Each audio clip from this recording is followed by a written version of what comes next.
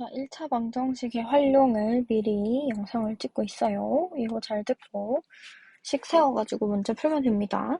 자, 1차 방정식을 활용한다 라고 하는 거는 우리 이제부터 1차 방정식 배우면 1차 방정식 활용 배울 거고 1차 함수 배우면 1차 함수에 대한 활용 배울 거고 2차 방정식 배우면 2차 방정식 활용 배우고 막 여러 가지 활용 문제들이 계속 나와요. 그래서 이게 가장 큰 발돋움이 되는 문제가 되는 거고 그래서 요거를 잘 해야 나중에 뒤에 문제들 풀 때도 잘 풀 수 있으니까 어떤 걸 얘기하고 싶고 어떻게 풀어나가야 되는지 정확하게 생각하면서 문제를 풀어나가야 됩니다. 자, 어떤 수에 4를 더한 수는 어떤 수의 3배보다 8만큼 작다 라고 얘기를 하고 있어.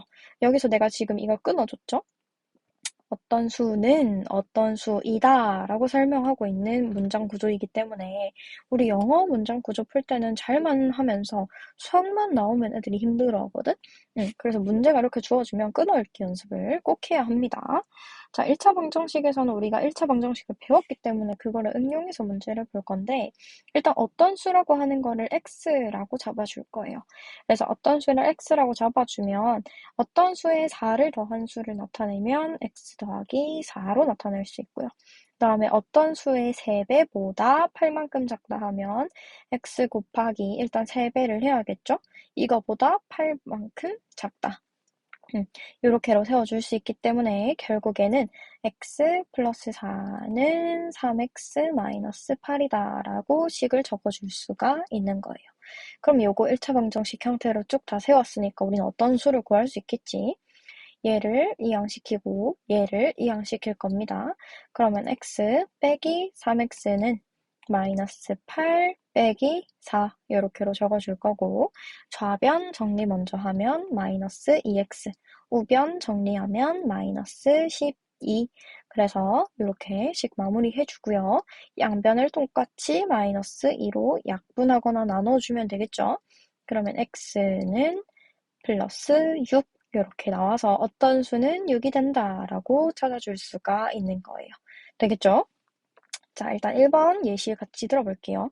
어떤 수의 3배에 2를 더한 수는 어떤 수의 5배보다 6만큼 작대요. 자, 그러면 어떤 수를 x라고 잡아줄 거니까 x의 3배에 2를 더한 수라고 해서 3x에다가 더하기 2를 해주는 거야.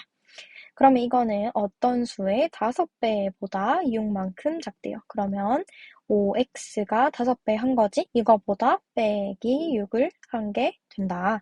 그래서 우리는 3x 플러스 2라고 하는 건 5x 마이너스 6이랑 같다라고 세워줄 수가 있고 요거 문제 풀 때는 5x를 좌변으로 상수를 우변으로 이항시키면 되겠지. 그래서 3x-5x는 빼기 6 빼기 2 이렇게 마이너스로 쭉 나열해서 적어줄 수 있습니다. 그러면 자 좌변 계산했을 때 마이너스 2x는 마이너스 8 이렇게 계산 가능하고요.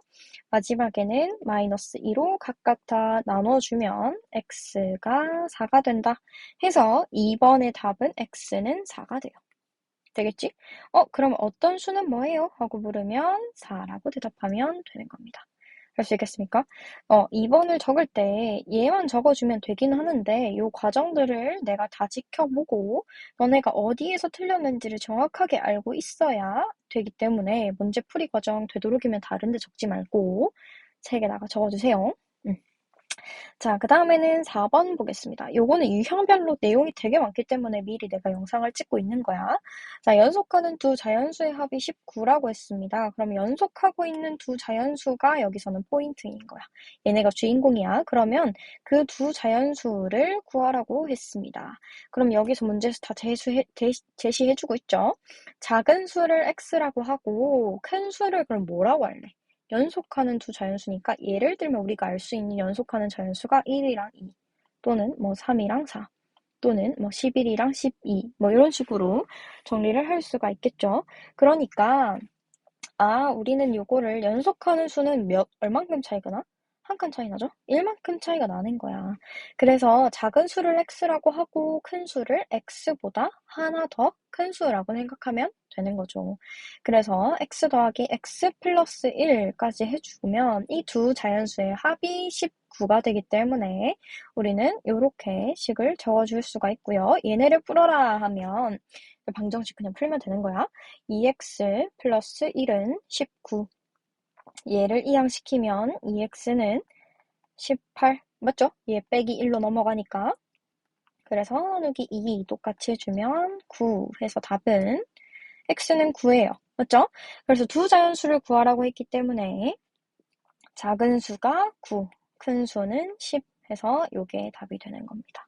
이해되시겠어요? 네, 이런 식으로 나열쭉해서 기준이 되는 걸 정해야 돼. 여기에서 중요한 거는 기준이 뭔지를 찾고 그 기준을 기준으로 이렇게 알파벳을 정해가지고 정확하게 씩 세워서 문제 풀어주면 됩니다. 할 수 있겠죠?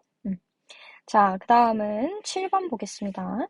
4살 차이가 나는 여민이랑 여민이의 언니의 나이의 합이 32살이래요. 자, 그럼 여기서 식이 하나 나왔어요. 4살 차이 나는 여민이랑 여민이 언니. 근데 두 명의 나이의 합이 32살. 그럴 때 여민이 나이를 구하려고 한다.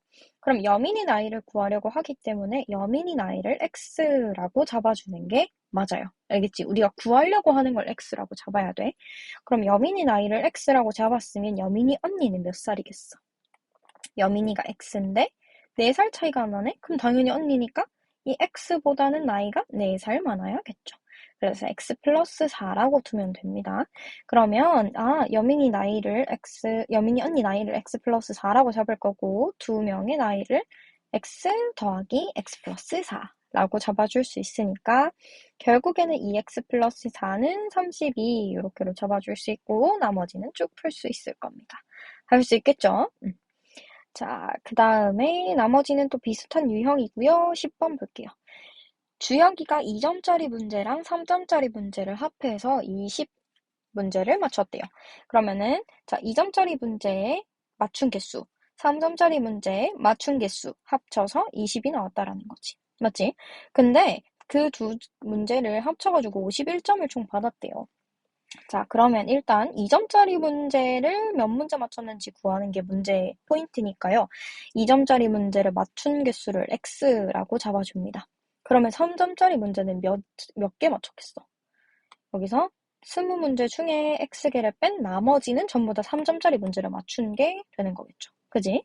자, 그러면 2점짜리 문제를 맞췄을 때 생기는 점수는요, 2 곱하기 x로 잡아줄 수 있습니다. 예를 들어서 생각해봐.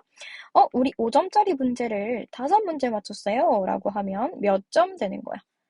25점 되는 거죠? 이거 5 곱하기 5로 구했단 말이야. 그지?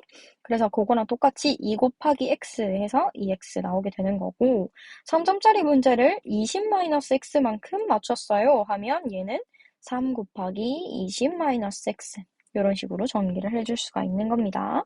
자, 그러면 두 문제의 합 그러니까 요 점수랑 이 점수를 합쳐서 총 몇 점 나왔다라는 거야? 51점을 받았대요. 그러니까 2x 더하기 3의 20-x는 51 요게 세우려고 하는 방정식이 되는 거예요. 두 점수를 합했을 때 나오는 점수예요. 자, 그럼 요거를 풀어봐라 하면 쭉 전개해서 풀고 2점짜리 맞춘 개수는 x가 뭔지를 구하는 게 답이 되는 거고 그래서 결국에 2점짜리 문제는 이 네모 개수가 되는 거죠. 할 수 있겠죠?